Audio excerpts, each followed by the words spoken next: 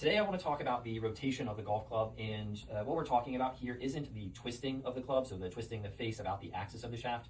Rotation is more about the butt end of the club. So during the backswing, we're rotating this club up and in to some degree, and that could be later in the golf swing, but at some point we're rotating it kind of up and in.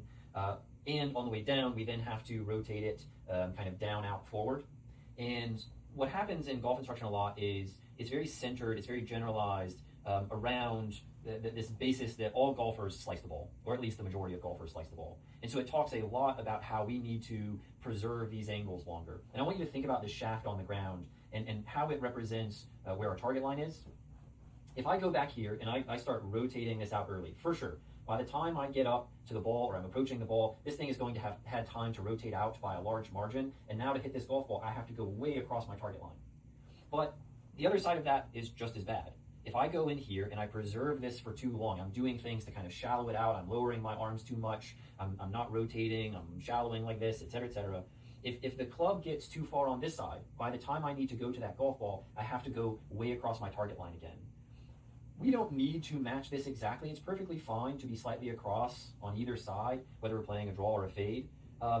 But it's important to know that at some point you must rotate this thing. And if you wait too long because you've heard that, we must swing from the inside, et cetera, we're going to have problems, okay? So if we're trying to hit a fade, the rotation of this club needs to start to happen a little bit earlier.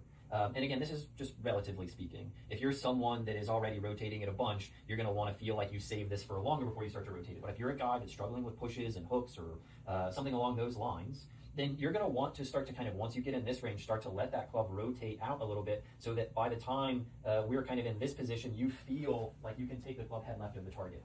And vice versa. If you want to play more of a draw, you're going to wait maybe just a little bit longer, but still, this club now needs to start to rotate out there so that the path doesn't get too extremely right. So if I'm thinking about a fade, I'm kind of picturing the club coming a little bit more from here.